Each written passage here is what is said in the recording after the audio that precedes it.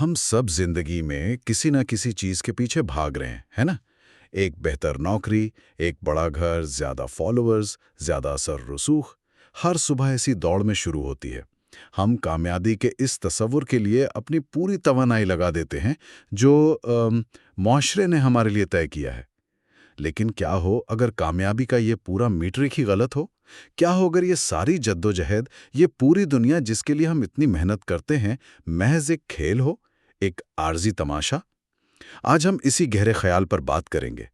ہمارے پاس قرآن مجید کی سورت محمد کی آیت 36 کی تشریح پر مبنی ایک تحریر ہے، اور یہ تحریر ہماری کامیابی کی تعریف کو چیلنج کرتی ہے۔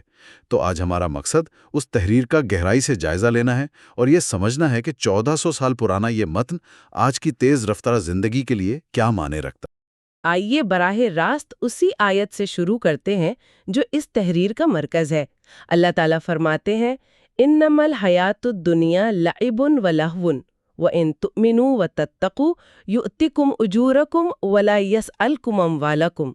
اس کا سیدھا اور واضح ترجمہ یہ ہے، دنیا کی زندگی تو بس کھیل اور تماشا ہے، اور اگر تم ایمان لاؤ اور تقوی اختیار کرو تو اللہ تمہیں تمہارا پورا اجر دے گا، اور وہ تم سے تمہارا سارا مال نہیں مانگتا۔ یہ آیت ہماری آج کی پوری گفتگو کا کہہ لیں کہ محور ہے۔ ٹھیک ہے، تو آیت کا آغاز ہی ایک بہت چونکا دینے والے بیان سے ہوتا ہے کہ دنیا کی زندگی کھیل اور تماشا ہے۔ یہ سننے میں تقریباً زندگی کی اہمیت کو کم کرنے جیسا لگتا ہے۔ تحریر اس طاقتور تشبیہ کو کس طرح سمجھاتی ہے؟ کیا اس کا مطلب یہ ہے کہ ہماری کوششوں کی کوئی موقعیت نہیں؟ یہ ایک بہترین سوال ہے، اور مصنف اس نقطے پر بہت زور دیتی ہیں کہ یہاں مقصد زندگی کی جدوجہد کو بے معنی قرار دینا نہیں، بلکہ اس کی حقیقت کو واضح کرنا ہے۔ وہ ایک بہت خوبصورت مثال استعمال کرتی ہیں۔ سوچیں، ایک بڑے اسٹیڈیم میں ایک میچ ہو رہا ہے، وہاں شور ہے، جوش ہے، ہار جیت کا سسپنس ہے، لوگ اپنی ٹیموں کے لیے چیخ رہے ہیں، لیکن جیسے ہی کھیل ختم ہوتا ہے، کیا ہوتا ہے؟ چند گھنٹوں میں اسٹیڈیم خالی ہو جاتا ہے، روشنیاں بجھ جاتی ہیں اور پیچھے صرف خاموشی رہ جاتی ہے۔ کل کی جیت یا ہار کی جگہ ایک نئے دن کی تیاری لے لیتی ہے۔ اور یہ تحریر اسی مثال کو انسانی زندگی پر لاگو کرتی ہے۔ بالکل، تحریر کے مطابق دنیا کی طاقت، دولت، شہرت اور غرور بالکل اسی میچ کی طرح ہیں۔ جب تک کھیل جاری ہے یہ سب بہت اہم لگتا ہے، لیکن جیسے ہی زندگی کا کھیل ختم ہوتا ہے یہ سب چیزیں پیچھے رہ جاتی ہیں۔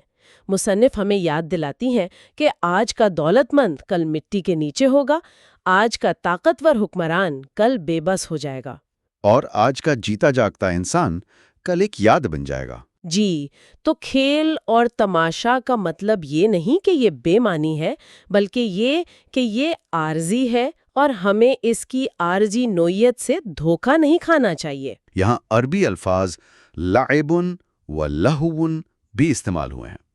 کیا ان کا کوئی خاص مطلب ہے جو عام طور پر گیم اینڈ امیوزمنٹ کے ترجمے میں وہ کھو جاتا ہے؟ جی، اور یہ ایک بہت اہم نقطہ ہے جسے مصنف نے اٹھایا ہے۔ لعب یعنی کھیل ایک ایسی سرگرمی ہے جس کا ایک عارضی مقصد ہوتا ہے، لیکن اس کا کوئی حقیقی دیر پا نتیجہ نہیں ہوتا۔ اور لہو اس سے بھی گہرا لفظ ہے۔ اس کا مطلب ہے کوئی بھی ایسی چیز جو آپ کو آپ کے اصل مقصد سے غافل کر دے، ایک ڈسٹریکشن۔ جی بالکل، ایک ڈسٹریکشن۔ تو یہ آیت کہہ رہی ہے کہ دنیا کی زندگی نہ صرف ایک عارضی کھیل ہے، بلکہ ایک ایسی دلکش ڈسٹریکشن بھی ہے جو ہمیں ہماری اصل منزل بھلا سکتی ہے۔ یہ بات مجھے ہمیشہ سوشل میڈیا کی یاد دلاتی ہے، جہاں ہم گھنٹوں ایک ایسی ڈیجیٹل دنیا میں کھوئے رہتے ہیں جو حقیقت میں صرف اسکرین پر موجود ہے۔ یہ ایک بہت دلچسپ نکتہ ہے، لیکن یہاں ایک عملی سوال پیدا ہوتا ہے۔ اگر دنیا ایک کھیل اور ڈسٹریکشن ہے، تو کیا اس تحریر کا پیغام یہ ہے کہ ہم دنیا سے کنارہ کشی اختیار کر لیں؟ کیا ہمیں اپنی نوکریاں، کاروبار اور عزائم چھوڑ دینے چاہیے؟ اسلام تو رہبانیت کی حوصلہ شکنی کرتا ہے۔ آپ نے بالکل صحیح کہا، اور تحریر اس غلط فہمی کو بھی دور کرتی ہے۔ پیغام دنیا کو چھوڑنے کا نہیں، بلکہ دنیا میں رہتے ہوئے اپنی ترجیحات کو درست کرنے کا ہے۔ مسئلہ دنیا میں مشغول ہونے سے نہیں، بلکہ دنیا میں کھو جانے سے ہے۔ تحریر یہ نہیں کہتی کہ آپ محنت نہ کریں یا کامیابی حاصل نہ کریں، بلکہ یہ کہتی ہے کہ اس محنت اور کامیابی کو اپنی زندگی کا واحد مقصد نہ بنا لیں۔ اس کھیل کو ضرور کھیلیں، لیکن یہ یاد رکھیں کہ یہ فائنل نہیں ہے، یہ صرف ایک کہہ لیں کہ کوالیفائنگ راؤنڈ ہے۔ اچھا، تو اگر دنیاوی کامیابی اس کھیل کا اصل مقصد نہیں ہے تو پھر اس میں جیتنے کا کوئی طریقہ بھی تو ہوگا؟ آیت اس بارے میں کیا کہتی ہے؟ تحریر کے مطابق اس کھیل کا اصل سکورنگ سسٹم کیا ہے؟ یہیں پر گفتگو کا رخ بدل جاتا ہے۔ آیت دنیا کی حقیقت بیان کرنے کے بعد فوراً جیتنے کا فارمولہ بتاتی ہے۔ وَإِن تُؤْمِنُوا وَتَتَّقُوا يُؤْتِكُمْ أُجُورَكُمْ، اگر تم ایمان لاؤ اور تقوی اختیار کرو تو اللہ تمہیں تمہارا پورا اجر دے گا۔ یہاں ایک بہت بڑا تضاد سامنے آتا ہے جس کی طرف مصنف اشارہ کرتی ہیں۔ اللہ نے اجر کا وعدہ دولت، شہرت یا طاقت پر نہیں کیا۔ یہ نہیں کہا گیا کہ اگر تمہارے پاس سب سے بڑی کمپنی ہوگی یا سب سے زیادہ فالوورز ہوں گے تو تمہیں اجر ملے گا۔ اجر کا معیار دو چیزیں ہیں، ایمان اور تقوی۔ یہ ہمارے معاشرے کی کامیابی کے پیمانوں کو مکمل طور پر الٹ دیتا ہے۔ ٹھیک ہے، تو آئیے ان دو تصورات کو تھوڑا کھولتے ہیں۔ ایمان کا لفظ تو ہم بہت سنتے ہیں، لیکن تحریر کے مطابق اس کا گہرا اور عملی مطلب کیا ہے؟ تحریر ایمان کی بہت عملی وضاحت کرتی ہے۔ اس کے مطابق ایمان صرف زبان سے کلمہ پڑھ لینا نہیں ہے، بلکہ یہ دل کی گہرائی میں ایک یقین کا نام ہے۔ یہ ماننا کہ سب کچھ اللہ کے ہاتھ میں ہے، عزت، ذلت، رزق، زندگی، موت، ہر چیز کا اختیار صرف اسی کے پاس ہے۔ جب یہ یقین انسان کے آپریٹنگ سسٹم کا حصہ بن جاتا ہے تو اس کی فکر و پریشانی کی نوعیت بدل جاتی ہے۔ وہ لوگوں کو خوش کرنے کے بجائے اللہ کو راضی کرنے کی فکر کرتا ہے۔ وہ ناکامی پر ہمت نہیں ہارتا کیونکہ وہ جانتا ہے کہ نتیجہ اس کے ہاتھ میں نہیں ہے۔ یہ ایک ذہنی آزادی ہے۔ اور دوسرا معیار تقوی ہے۔ اسے اکثر اللہ کا خوف ترجمہ کیا جاتا ہے، جو تھوڑا منفی لگتا ہے۔ تحریر اس تصور کو کس نظر سے دیکھتی ہے؟ جی، تحریر تقوی کی ایک بہت ہی خوبصورت اور مثبت تشریح پیش کرتی ہے۔ یہ خوف سے زیادہ شعور یا آگاہی ہے۔ تقوی ہر لمحہ یہ سوچ کر جینا ہے کہ اللہ مجھے دیکھ رہا ہے۔ یہ ایک طرح کا اندرونی احتساب کا نظام ہے، ایک انٹرنل اکاؤنٹیبلٹی سسٹم۔ یہ صرف نماز، روزے جیسے ظاہری اعمال تک محدود نہیں، بلکہ یہ آپ کے ہر فیصلے پر اثر انداز ہوتا ہے۔ دفتر میں آپ کی ایمانداری، کاروبار میں آپ کا انصاف، خاندان میں آپ کا سلوک؟ جی، اور تنہائی میں آپ کی سوچ۔ یہ ایک مسلسل خود آگاہی کی کیفیت ہے کہ آپ کا ہر عمل ریکارڈ ہو رہا ہے۔ یہ سننے میں تو بہت اچھا لگتا ہے، لیکن عملی زندگی میں کیا یہ ممکن ہے؟ جب معاشرہ آپ کو ہر قدم پر دنیاوی کامیابی سے تولتا ہو، جب آپ کے دوست آپ کی گاڑی، آپ کے گھر اور آپ کی پے سلپ سے آپ کی قیمت لگاتے ہوں، تو صرف اس باطنی کیفیت پر توجہ دینا بہت مشکل نہیں؟ بلا شبہ یہ بہت مشکل ہے، اور تحریر اس مشکل کو تسلیم کرتی ہے۔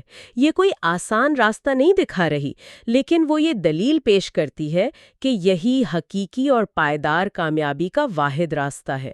یہ دراصل ایک انتخاب کا سوال ہے۔ آپ کس کی منظوری چاہتے ہیں؟ معاشرے کی جو عارضی ہے اور ہر روز بدلتی ہے، یا اس ہستی کی جس کا انعام دائمی ہے؟ تحریر ہمیں یہ سوچنے پہ مجبور کرتی ہے کہ ہم کس کے دباؤ کو زیادہ اہمیت دیتے ہیں، لوگوں کے یا اپنے خالق کے۔ یہ واقعی سوچنے کی بات ہے۔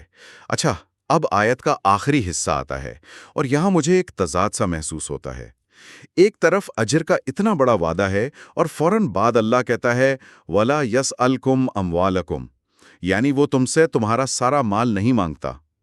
عام طور پر تو بڑے انعام کے لیے بڑی قربانی دینی پڑتی ہے۔ تحریر اس بظاہر تضاد کو کیسے حل کرتی ہے؟ یہ آیت کا ایک بہت ہی لطیف اور گہرا نقطہ ہے، اور مصنف نے اس پر خاص توجہ دی ہے۔ وہ وضاحت کرتی ہیں کہ اللہ تعالیٰ ہمیں یہ احساس دلا رہے ہیں کہ وہ غنی ہیں، بے نیاز ہیں، اسے ہماری دولت یا ہماری کسی بھی چیز کی ضرورت نہیں ہے، سب کچھ تو اسی کا دیا ہوا ہے۔ جب وہ ہمیں اپنی راہ میں خرچ کرنے کا حکم دیتا ہے تو اس کا مقصد ہم سے کچھ لینا نہیں بلکہ ہمیں کچھ دینا ہوتا ہے۔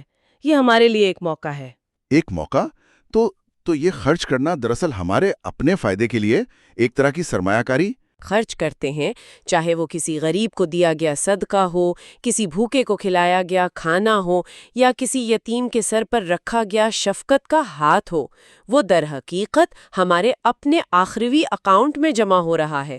مصنف اس خیال کو واضح کرنے کے لیے ایک بہت طاقتور منظر کشی کرتی ہے۔ وہ کہتی ہیں کہ یہی چھوٹی چھوٹی نیکیاں جنہیں ہم دنیا میں غیر اہم سمجھتے ہیں، قیامت کے دن ہمارے لیے روشنی بنیں گی۔ یہی اعمال ہمیں پل صراط کے مشکل مرحلے سے پار لے جائیں گے اور یہی ہمارے لیے جنت کے دروازے کھولیں گے۔ تو یہ ایک مکمل پیراڈائم شفٹ ہے۔ ہم سمجھتے ہیں کہ ہم کچھ دے رہے ہیں، اپنا مال کم کر رہے ہیں، لیکن یہ تحریر دلیل دے رہی ہے کہ ہم دراصل اپنے مستقبل کو محفوظ بنا رہے ہیں۔ یہ خیرات سے زیادہ روحانی خزانہ ہے۔ آپ نے اسے بہترین طریقے سے بیان کیا ہے۔ اللہ ہم سے ہمارا مال اس لیے نہیں مانگ رہا کہ اسے ضرورت ہے، بلکہ اس لیے مانگ رہا ہے تاکہ ہم اپنے لیے آخرت کا سامان تیار کر سکیں۔ یہ سودا سراسر ہمارے فائدے کا ہے۔ وہ ہم سے تھوڑا سا مانگ کر بدلے میں ہمیشہ کی کامیابی کا وعدہ کر رہا ہے۔ تو اس سب کا کیا مطلب ہے؟ اس ساری گفتگو کو اگر ہم عملی اور غور و فکر کی سطح پر لائیں تو یہ تحریر ہمیں کہاں لا کر کھڑا کرتی ہے؟ یہ صرف ایک نظریاتی بحث تو نہیں ہے۔ مصنف آخر میں ہمیں کچھ کرنے پر بھی اکسا رہے ہوں گے۔ جی بالکل۔ تحریر کا آخری حصہ صرف معلومات فراہم نہیں کرتا، بلکہ وہ قاری کو جھنجھوڑتا ہے۔ یہ ایک آئینہ ہمارے سامنے رکھتا ہے اور کچھ بہت براہ راست اور ذاتی سوالات پوچھتی ہیں۔ مثال کے طور پر مصنف پوچھتی ہیں، ہم اپنی پوری توانائی، اپنا سارا وقت اور اپنی ساری صلاحیتیں ایک عارضی دنیا کے لیے لگا دیتے ہیں، لیکن اس ہمیشہ رہنے والی آخرت کی تیاری کے لیے دن میں کتنا وقت نکالتے ہیں؟ ہم دن میں کتنی بار قرآن کو صرف پڑھنے کے لیے نہیں، بلکہ یہ سمجھنے کی کوشش کے لیے کھولتے ہیں کہ ہمارا رب ہم سے کیا کہہ رہا ہے؟ یہ تو بہت گہرے سوالات ہیں۔ اور وہ آگے بڑھتی ہیں۔ وہ پوچھتی ہیں کہ ہم کتنی بار ایسی نماز پڑھتے ہیں جس میں ہمارا دل بھی حاضر ہو، جو صرف ایک جسمانی ورزش نہ ہو، اور کتنی بار ہم اپنے مال میں سے یتیم اور مسکین کا وہ حق ادا کرتے ہیں جس کا حکم دیا گیا ہے۔ یہ سوالات ہمیں ہماری حقیقت دکھاتے ہیں اور ہمیں مجبور کرتے ہیں کہ ہم اپنی روزمرہ کی زندگی کا ایک آڈٹ کریں۔ تو تحریر کا مرکزی پیغام یہ ہے کہ اصل مقصد دنیا کے اس کھیل میں کھو جانا نہیں، بلکہ اس کھیل کو کھیلتے ہوئے اللہ کی رضا حاصل کرنا ہے۔ یہ دنیا میں رہنے کی مذمت نہیں، بلکہ ترجیحات کو درست کرنے کی دعوت ہے۔ بالکل۔ دنیا ایک ذریعہ ہے، منزل نہیں۔ اس کھیل کو کھیلو مگر اس کے اصولوں کو مت بھولو۔ اس میلے میں شرکت کرو مگر یہ یاد رکھو کہ یہ میلہ جلد ہی ختم ہونے والا ہے۔ اصل کامیابی اس کھیل میں زیادہ سے زیادہ چیزیں جمع کرنے میں نہیں، بلکہ اس کھیل کے بنانے والے کو راضی کرنے میں ہے۔ اور تحریر کا اختتام بھی اسی طاقتور پیغام کے ساتھ ہوتا ہے۔ مصنف لکھتے ہیں، دنیا ایک کھیل ہے، لیکن آخرت ایک حقیقت ہے۔ جو لوگ کھیل ہی میں لگے رہیں گے وہ نقصان میں رہیں گے، اور جو لوگ ایمان اور تقوی کے ساتھ زندگی گزاریں گے وہی کامیاب ہوں گے۔ اس میں ایک حتمی سچائی پر زور دیا گیا ہے۔ دنیا کا تماشا، اس کی چمک دمک، اس کی رونقیں ایک دن ختم ہو جائیں گی، لیکن آخرت کا انعام جو ایمان اور تقوی کی بنیاد پر ملے گا وہ ہمیشہ ہمیشہ باقی۔ ایک آخری سوچ جو ذہن میں آتی ہے اور جو سامعین کو مزید غور کرنے پر اکسا سکتی ہے وہ یہ ہے، اگر یہ دنیا واقعی ایک کھیل ہے تو ہر کھیل کے کچھ اصول ہوتے ہیں اور جیتنے کی ایک حکمت عملی ہوتی ہے۔ تحریر ہمیں بتا رہی ہے کہ جیتنے کی حکمت عملی ایمان اور تقوی ہے۔ ہم میں سے زیادہ تر لوگ اس کھیل کو اپنے بنائے ہوئے اصولوں پر کھیل رہے ہیں، زیادہ دولت، زیادہ طاقت، زیادہ شہرت۔ ہم ایک ایسے سکور بورڈ پر پوائنٹس جمع کرنے کی کوشش کر رہے ہیں جو کھیل ختم ہوتے ہی صفر ہو جائے گا۔ تو اصل سوال یہ ہے کہ کیا ہم اس کھیل کو جیتنے والی حکمت عملی کے مطابق کھیل رہے ہیں، یا ہم صرف وقتی خوشیوں کے پیچھے بھاگ کر اس حقیقی انعام کو نظر انداز کر رہے ہیں جو کھیل کے اختتام پر ہمارا منتظر ہے۔